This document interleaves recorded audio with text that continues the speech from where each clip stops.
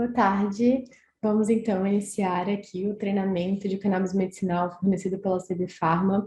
Esse treinamento ele foi dividido em 3 aulas, principalmente para o médico que tem interesse em entender um pouco mais sobre a cannabis medicinal e como que ela pode ser utilizada na prática clínica de cada um.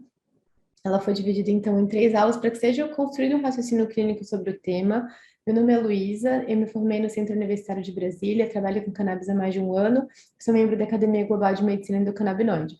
Qualquer dúvida que surja durante o treinamento, me coloco aqui completamente à disposição para retirar e para discussão de casos clínicos também. Então, nessa primeira aula, a gente vai falar um pouquinho do básico, então, do que é a planta cannabis, a cannabis medicinal, do histórico do seu uso, do sistema endocannabinoide, dos fitocannabinoides, dos terpenos, quais são os tipos de extratos hoje presentes no mercado, o que é o efeito encourage, o efeito enturragem, o efeito em comitiva, e qual que é o panorama atual hoje em relação à cannabis medicinal. Falando então um pouquinho da planta cannabis, é uma planta que é utilizada há milhares de anos para fins medicinais, então existem registros do seu cultivo desde 8.000 a.C., registros no seu uso dentro da medicina chinesa mais de 4.000 a.C. Hoje a gente sabe que a planta ela tem mais de 500 compostos que têm um potencial terapêutico para o ser humano, então que existe aí uma possibilidade de auxílio do ser humano de alguma forma. Dentre os principais compostos estudados são o CBD, que é o canabidiol, e o THC, que é o tetrahidrocannabinol. Isso é uma curiosidade, mas a planta, em relação à planta cannabis, apesar da folha dela ser bastante representativa e simbólica, o principal princípio terapêutico dessa planta está especialmente nas suas flores, em estruturas glandulares que a gente chama de tricomas. Falando então das espécies de cannabis, hoje, apesar de serem conhecidas essas espécies principais da cannabis, existem infinitas possibilidades de cruzamentos genéticos entre elas, em que impossibilita que a gente realmente consiga afirmar que por uma subespécie da planta ela tem uma quantidade maior ou menor de THC, só olhando ali estruturalmente, fisicamente aquela planta, para você conseguir inferir o que de fato aquela planta consegue possibilitar de medicina, é muito importante que seja feita uma análise bioquímica dela, né? Uma análise da sua genética, uma análise bioquímica do que de fato ela tem de fitocannabinoides e terpenos. Falando também das subespécies, é importante a gente falar do cânhamo do hemp. Então, na verdade, o hemp ele não é uma subespécie de cannabis, na verdade, é uma convenção legal que denomina uma planta que possui uma quantidade muito baixa de THC e uma quantidade alta de fibra. Então, a fibra do hemp ela pode ser usada para fabricação de corda, de papel, a sua semente é extremamente nutritiva. O hemp, ele tem uma propriedade que a gente chama de fitorremediação, então ela consegue extrair do solo não só minerais, vitaminas desse solo, mas também o que tem de metal pesado, de fungo, de bactéria, o que torna super importante nós, como médicos, sabermos a procedência e a qualidade desse óleo que a gente está prescrevendo para que a gente não intoxique potencialmente o nosso paciente com óleo contaminado, através de um solo contaminado. Então, nos Estados Unidos, por exemplo, o hemp é uma planta que possui até 0,3% de THC, e na União Europeia, por exemplo, é uma planta que possui até 0,2% de THC, então acaba variando entre os países entre 0,3 e 0,2, mas enfim, são quantidades muito baixas de THC, mas que são importantes para o que a gente vai falar aqui do efeito entourage, do efeito enturragem comitiva, que é a utilização da planta completa com todos os seus benefícios.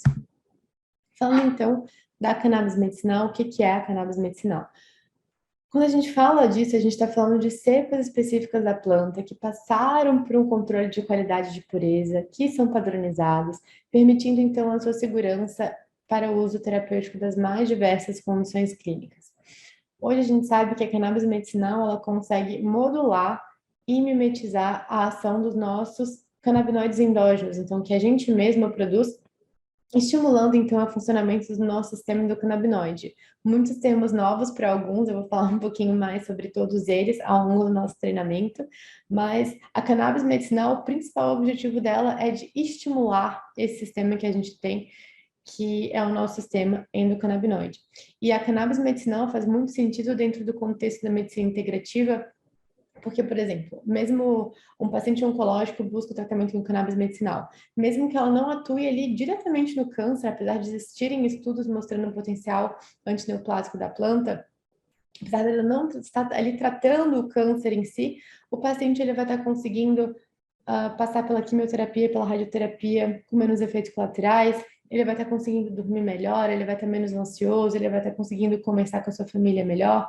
Então, a gente consegue melhorar a qualidade de vida do paciente como um todo. Falando aqui dos efeitos colaterais, as contraindicações, também vou falar para vocês um pouco mais na segunda e na terceira parte do tratamento, mas já dando do treinamento, mas já dando uma pincelada. Em relação aos efeitos colaterais, a gente tem efeitos colaterais principalmente relacionados com o THC. Eu vou falar para vocês um pouco mais também ao longo do nosso treinamento. E as contraindicações, hoje não existem contraindicações absolutas, existem algumas contraindicações relativas, principalmente relacionadas com o uso durante a gestação e a amamentação, por não existirem estudos verificando a sua segurança para o sistema nervoso do bebê em desenvolvimento. Falando um pouco, então, da história da cannabis medicinal, como eu já falei para vocês, existem relatos do seu uso daí durante a medicina chinesa, 4.000 a.C., várias outras mensurações do uso da cannabis em várias outras civilizações antigas.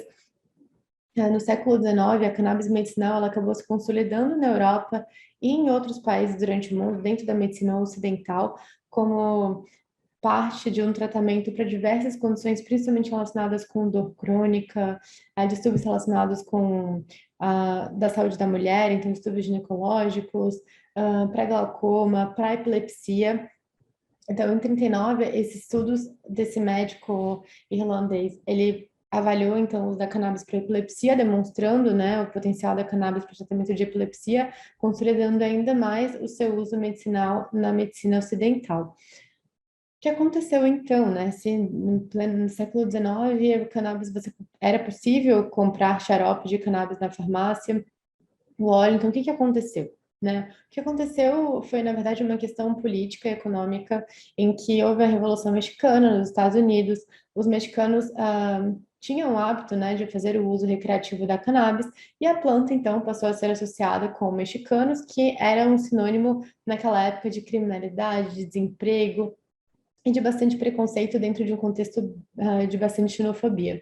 Então, em 37, a planta foi proibida dos Estados Unidos, todos os medicamentos à base de cannabis foram retirados da farmácia, e como alguma coisa, quando acontece alguma coisa nos Estados Unidos, geralmente o resto do mundo segue. Então, no resto do mundo também aconteceu esse mesmo movimento. Hoje, a ciência, através de vários estudos científicos, a gente tenta legitimar o uso dessa medicina que é utilizada de forma ancestral. Então, através da ciência, a gente consegue quebrar paradigmas de preconceito, mostrando que, de fato, existe um potencial terapêutico cientificamente comprovado do uso dessa planta para as mais diversas condições clínicas. Então, em 64 foi descoberto o THC, é possível separar o THC e o CBD como os primeiros fitocannabinoides a serem descobertos. Esse estudo em 73 foi um estudo brasileiro muito, muito importante dentro desse processo de legalização da cannabis medicinal, avaliando então o seu uso para o tratamento de epilepsia. E hoje, os números de estudos científicos crescem cada vez mais, avaliando a cannabis medicinal. Em 1990 foi descoberto o sistema endocannabinoide, então um sistema que o nosso próprio corpo tem, que responde à cannabis medicinal, e isso potencializou ainda mais o desenvolvimento desses estudos científicos. Em 96, a Califórnia foi o primeiro estado americano a legalizar a cannabis medicinal, seguido pelo Uruguai em 2013, esse é o primeiro país a legalizar a cannabis medicinal e recreativa, outros estados americanos, Canadá, e hoje mais de 50 países regulamentam o uso da cannabis de alguma forma. Falando então do sistema endocannabinoide, essa aqui é a base, assim, se tiver uma coisa o ponto mais fundamental dessa primeira parte do treinamento é entender o sistema endocannabinoide. Então, da mesma forma como a gente tem um sistema nervoso, como a gente tem um sistema endócrino, como a gente tem um sistema digestivo, a gente também tem um sistema que é chamado de sistema endocannabinoide. Esse é um sistema de comunicação cujo principal objetivo é a manutenção do nosso equilíbrio interno, que é a nossa homeostase. Esse sistema, ele vai ser composto basicamente por receptores, pelos ligantes desses receptores e pelas enzimas que vão metabolizar esses ligandos. Os principais receptores são os receptores CB1, que é encontrado primariamente no sistema nervoso central, e os receptores CB2, encontrados principalmente em órgãos relacionados com o nosso sistema imunológico e também no nosso intestino. Hoje a gente sabe que a atuação desse sistema endocannabinoide, ela consegue atuar nessa modulação, objetivando o equilíbrio, objetivando a homeostase das mais diversas funções. Então, cognição, aprendizado, inflamação, estresse, resposta emocional, dor, atividade motora. Então, cada vez mais funções que a gente consegue avaliar um potencial do sistema endocannabinoide na sua modulação. Então, o que são os canabinoides? Os canabinoides são compostos químicos que vão interagir com o sistema endocannabinoide. Eles vão incluir os endocannabinoides, do prefixo endo, então que o nosso próprio corpo produz, e os fitocannabinoides, do prefixo endo, então que estão presentes na planta cannabis. Falando então um pouco dos endocannabinoides, os principais endocannabinoides são a anandamida e o 2-AG, são produzidos pelo nosso próprio organismo. Eles são produzidos a partir do neurônio pós-sináptico e eles vão atuar de forma retrógrada no cérebro, no terminal nervoso pré-sináptico. Então, eles são neurotransmissores retrógrados. Eles geralmente são produzidos sob demanda e não são armazenados em forma de estoque, né? Então, ao estímulo, há uma produção desses neurotransmissores retrógrados, eles atuam, então, a partir de terminal nervoso pós-sináptico para terminal nervoso pré-sináptico. Hoje a gente sabe que eles, então, vão conseguir modular a liberação de vários neurotransmissores a partir do terminal nervoso pré-sináptico, como o glutamato, GABA, dopamina, serotonina, acetilcolina, explicando, então, justificando um pouquinho, né, desse seu grande potencial, amplo potencial terapêutico para as mais diversas condições. E hoje a gente sabe que a grande maioria dos neurotransmissores tem um sistema endocannabinoide acoplado, né? Então, o que também justifica seu uso para as mais diversas condições.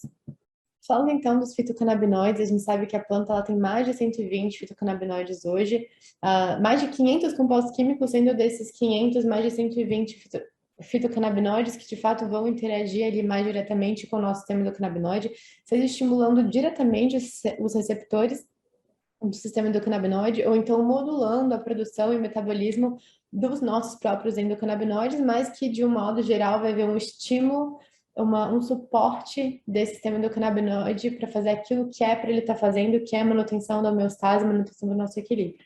Então, por exemplo, num paciente com epilepsia, você vai ter aquele aumento ali de glutamato, um aumento da liberação de glutamato durante a convulsão. O estímulo desse sistema endocannabinoide, ele vai fazer o quê? Através da cannabis medicinal, no caso, ele vai fazer o quê? Ele vai diminuir essa liberação de glutamato, então uma sinalização de terminal neurônio pós-sináptico para neurônio pré-sináptico, diminuindo essa liberação de glutamato, controlando então essas crises convulsivas, mas também a sua atuação em outros neurotransmissores, fazendo que, por exemplo, essa criança fique mais tranquila, menos ansiosa, consiga dormir melhor, tenha um apetite melhor. Então, tudo isso a gente consegue avaliar dentro de um tratamento com a cannabis medicinal. Falando então aqui dos fitocannabinoides, a gente tem o CBD, que não altera a percepção de realidade, então ele não tem um efeito psicotóxico, e o THC, que pode alterar a percepção de realidade. Aqui eu coloquei alguns outros fitocannabinoides que hoje já são conhecidos, então, para vocês entenderem como é complexo esse conteúdo, que está em constante desenvolvimento. Falando então aqui dos principais fitocannabinoides, então do CBD e do THC, o CBD e os dois eles têm um potencial terapêutico muito amplo, né? A depender do paciente, a depender da principal queixa, a depender das condições clínicas desse paciente, de possíveis efeitos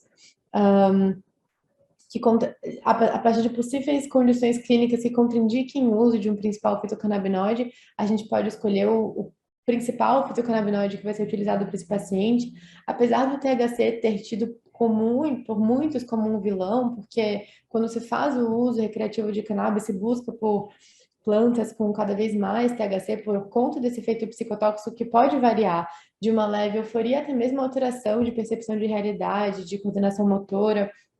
Então, e não é esse o objetivo dentro de um tratamento medicinal, né? Começar pela intenção pelo qual o paciente está buscando o tratamento. Mas, de qualquer forma, é importante a gente falar que o THC tem sim um potencial para ser utilizado dentro do contexto médico, então ele é um indutor do sono, ele tem um maior potencial analgésico do que o CBD, ele tem esse efeito estimulante do apetite, tem um efeito antiemético, de relaxante muscular. E o CBD é bem mais aceito, né, dentro do meio médico, legislativo, justamente por ele não ter esse efeito psicotóxico, então ele não vai trazer o mesmo efeito que os pacientes, que as pessoas que fazem uso da cannabis de forma recreativa têm. Ele não vai ter esse efeito psicotóxico, ele tem um efeito antipsicótico em altas doses, tem esse efeito ansiolítico, tem um efeito anti-inflamatório, tem um efeito anticonvulsivante.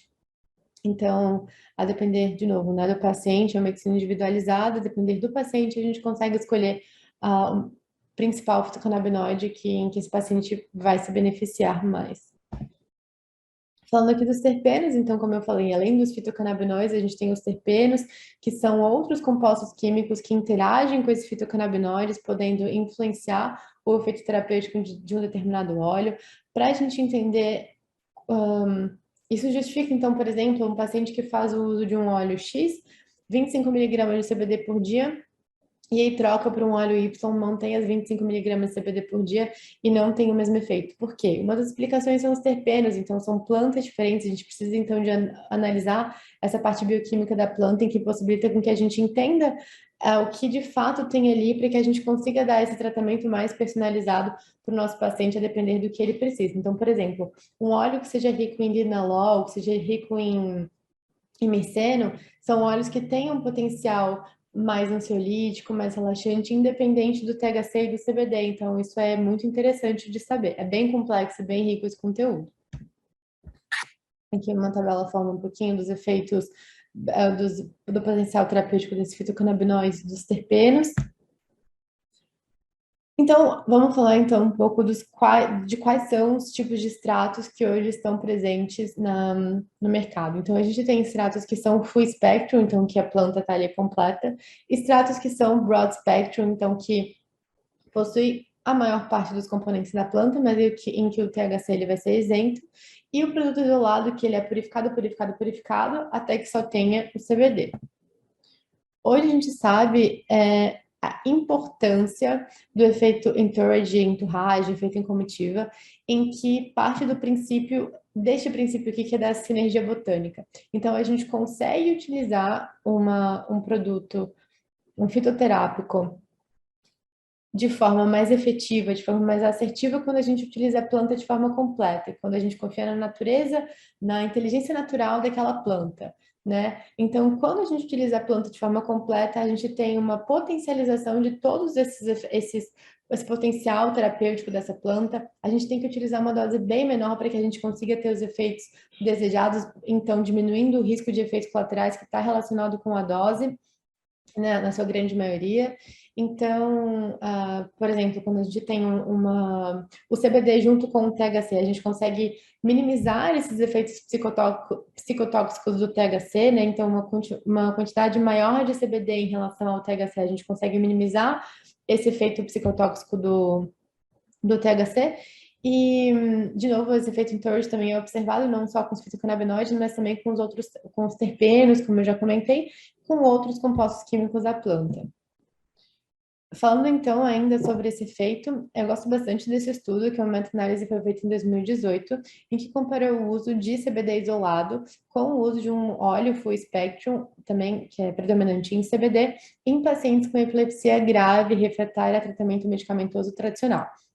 Um grupo que fez uso, um grupo de pacientes que convulsionavam, que fez o uso de um extrato full spectrum, 71% teve as crises convulsivas controladas com uma dose bem menor, quando comparado ao grupo que fez uso de CBD isolado. Nesse grupo que fez uso de CBD isolado, só 36% teve as crises convulsivas controladas, sendo necessária uma dose maior com uma maior incidência de efeitos colaterais.